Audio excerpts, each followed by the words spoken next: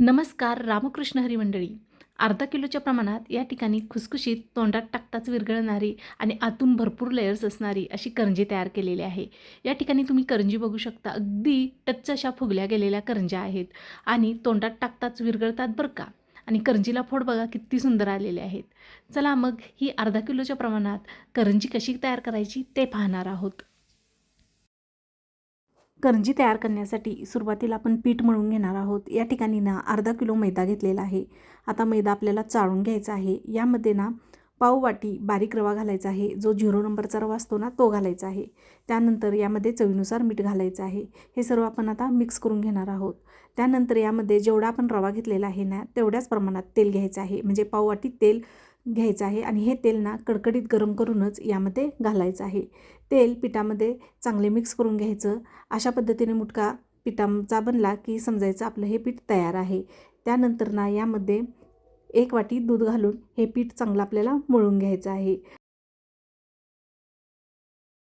कणिक मळून झाल्यानंतर दुधाचा किंवा पाण्याचा हात घेऊन ही कणिक आपल्याला 5 ते 7 मिनिटं चांगली मर्दून घ्यायची आहे. कणिक मर्दून झाली की आपल्याला ठोंब्याच्या सहाय्याने ही कणिक ना चेचून घ्यायची आहे. अशा पद्धतीने कणिक चेचून घेतल्यानंतर ना अगदी छानपैकी कणिक भिजली जाते आणि ज्यावेळी आपण करंजीच्या लाट्या लाटू ना अगदी पटपट या लाट्यांना लाटल्या जातात. त्यामुळे ही कणिक तुम्ही नक्की चेचून घ्या. आता या ठिकाणी कणिक चेचून झालेली आहे. कणिक चेचून झाल्यानंतर आपल्याला ना ही कणिक 2 ते 3 तासासाठी अशीच भिजत ठेवायची आहे. जेणेकरून यामध्ये आपण रवा घातलेला असतो तो रवाही या कणकेमध्ये चांगला भिजला जातो. अशा पद्धतीने कणिक आता 2 ते 3 तासासाठी आपण भिजत ठेवणार आहोत. कणिक भिजते तोपर्यंत सारण तयार करून घेऊया. त्यासाठी 2 चमचे साजूक तूप घ्यायचे. त्यामध्ये अर्धी वाटी बारीक रवा आहे तो 3 ते 4 मिनिटं मंद आचेवर चांगला तांबूस कलर येईपर्यंत भाजून घ्यायचा आहे. रवा भाजून झाला की एका पाटीमध्ये काढून घ्यायचा आहे. त्यानंतर 3 ते 4 चमचे खसखस ही चांगली यामध्ये भाजून घालायची आहे. खसखसीमुळे ना आपलं सारण खूप छान लागते. आता खसखस ही आपण रव्यामध्येच काढून घेणार आहोत. 2 वाटी खोबऱ्याचा किस घेतलेला आहे. हा खोबऱ्याचा किस आपल्याला हलकासा परतून घ्यायचा आहे. सारणामध्ये खोबरे शक्यतो करून तुम्ही भाजूनच घालत जावा. कच्चं जर खोबरं घातलं तर काय होतं की त्याचा नंतर थोड्या दिवसानंतर ना कुबट वास येतो. त्यामुळे आपलं सारण खराब होऊ शकतं. सारण खराब होऊ नये म्हणून आपल्याला खोबरे भाजून घ्यायचे आहे. खोबरे भाजल्यानंतर आपण भाजून घेतलेल्या रव्यामध्ये हे खोबरे घालून घेणार आहोत आणि परत आपल्याला हे सर्व मिश्रण एकत्र मिक्स करून घ्यायचं आहे. या ठिकाणी हे मिश्रण थंड झालेलं आहे. यामध्ये ना 1.5 वाटी बारीक करून घेतलेली साखर घालायची आहे. साखर ही यामध्ये चांगली मिक्स करून घ्यायची आहे. 2 चमचे या ठिकाणी जायफळ आणि वेलची पूड घालून घ्यायची. वेलची पूड आणि साखर या ठिकाणी सारणामध्ये चांगली मिक्स करून घ्यायची आहे. तुम्हाला गोड जर जास्त प्रमाणात आवडत असेल तर साखर या ठिकाणी तुम्ही वाढवू शकता. छानपैकी करंजीसाठीचं लागणारं सारण या ठिकाणी तयार झालेलं आहे. तयार झालेले हे सारण ना 2 ते 3 महिने आरामात टिकते. आपण यामध्ये खोबरं भाजून घेतलेलं आहे. खोबऱ्यामुळेच हे सारण खराब होण्याची शक्यता असते.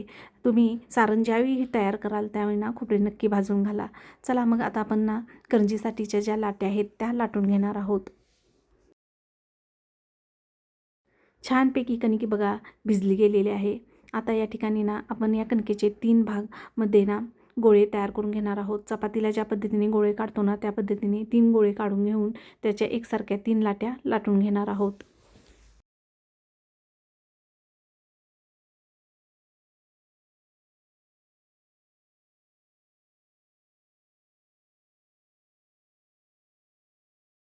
एकसारख्या 3 लाट्या लाटून घेतल्या. लाटी लाटून घेतल्यानंतर 1 चमचा तूप घ्यायचं. तूप या लाटेवरती चांगले पसरून घ्यायचं. त्यानंतर यावरती पीठ बुरबुरून घ्यायचं. त्यानंतर दुसरी लाटी घालायची. दुसरी लाटीवरती परत तूप पसरायचं आहे आणि परत पीठ बुरबुरायचं आहे. तिसरी लाटी घ्यायची, परत तूप लावायचं आणि पीठ बुरबुरून घ्यायचं आहे आणि याचा रोल तयार करून घ्यायचा आहे. रोल तयार करून घेतल्यानंतर 2-2 इंचावरती आपल्याला हे रोल कट करून घ्यायचे आहेत. एक गोळा घेतलेला आहे. पिठामध्ये हा गोळा आपल्याला बुडवून घ्यायचा आहे. आता हा गोळा बुडवून घेतल्यानंतर आपल्याला ना लाटी उभ्या पद्धतीने लाटून घ्यायची आहे. म्हणजे सुरुवातीला लाटणं आपल्याला उभं मारून घ्यायचं आहे. नंतर ही लाटी आपल्याला आडवी लाटून घ्यायची आहे. जेणेकरून भरपूर लेयर्स ह्या करंजीला पडतात. बघा व्हिडिओमध्ये दाखवले त्या पद्धतीने लाटी लाटून घ्यायची आहे. त्यानंतर यामध्ये करंजीचं सारण भरून घ्यायचं आहे. कढईला आपल्याला दुधाचं बोट फिरवून घ्यायचं आहे आणि ही करंजी ना पॅक करून घ्यायची आहे. तुम्ही याला कडेने कटही करून घेऊ शकता किंवा अशाच पद्धतीने तुम्ही ठेवू शकता. छानपैकी या ठिकाणी करंजी आपली भरपूर लेयर्स असणारी तयार होते. तयार करून घेतलेली करंजी अशा पद्धतीने कॉटनच्या कपड्यावरती ठेवायची आहे. परत आपल्याला ही करंजी झाकून ठेवायची आहे. आता या ठिकाणी चपातीचा एक गोळा घ्यायचा. आता आपल्याला पटपट करंजी करायची असेल तर ना एक चपातीचा गोळा घ्यायचा आणि ह्या गोळाना अगदी पातळ याची लाटी आपल्याला लाटून घ्यायची आहे. एक नवीन ट्रिक आहे, तुम्हाला सांगते. अगदी पटपट एकटं जर असाल तर पटपट ह्या करंज्या बनवून तयार होतात. अशा पद्धतीने एक गोळा घेतला आणि याची लाटी पातळ लाटून घ्यायची आहे. आता पातळ लाटी लाटून घेतल्यानंतर आपल्या घरामध्ये एखादं डब्याचं झाकण असतं ते घ्यायचं आहे आणि याच्या गोल गोल पुऱ्या आपल्याला पाडून घ्यायच्या आहेत. पुऱ्या पाडून घेतल्यानंतर यामध्ये ना आपल्याला त्याच्या ज्या कडा आहेत त्या सोडवून घ्यायच्या आहेत आणि यामध्ये पुऱ्या ज्या आहेत त्यामध्ये सारण भरून ना आपल्याला करंज्या तयार करून घ्यायच्या आहेत. या ठिकाणी करंज्या आपल्याला कट करायची गरज नाही. नंतर आपल्याला फोर्थच्या चमच्याने याला डिझाईन तयार करून घ्यायची आहे. तुम्ही डिझाईन तयार करूनही घेऊ शकता किंवा तशाच पद्धतीने तळून घेऊ शकता. छानपैकी एकदम आपल्या या ठिकाणी 4 करंज्या बनवून तयार होतात. अशा पद्धतीने सर्व करंज्या मी बनवून घेतल्या. आता करंज्या बनवून घेतल्यानंतर तेल कडकडीत गरम करून घ्यायचं आहे. त्यानंतर मध्यम आचेवरती आपल्याला ना ह्या करंज्या तेलामध्ये तळून घ्यायच्या आहेत.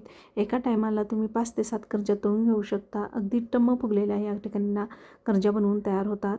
या ठिकाणी 2 ते 3 मिनिटांनंतर ना करंजी पलटी मारून घ्यायची आहे. तुम्हाला जर सोनेरी कलरवरती हवे असतील तर जास्त वेळ तुम्ही तळू शकता किंवा तुम्हाला पांढऱ्या शुभ्र हवे असतील तर कमी वेळेत तुम्ही या ठिकाणी करंजी तळून घेऊ शकता.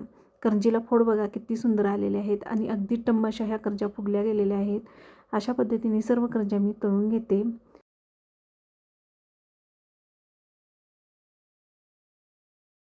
अर्धा किलोच्या प्रमाणात या ठिकाणी करंजी बनवून तयार झालेली आहे. अगदी टम्म फुगलेली, भरपूर लेयर्स असणारी, तोंडात टाकताच विरघळणारी ही करंजी. नक्की ही रेसिपी ट्राय करून बघा. आवडल्यास लाईक, शेअर आणि सबस्क्राईब करायला विसरू नका. परत भेटूया नवीन रेसिपीबरोबर.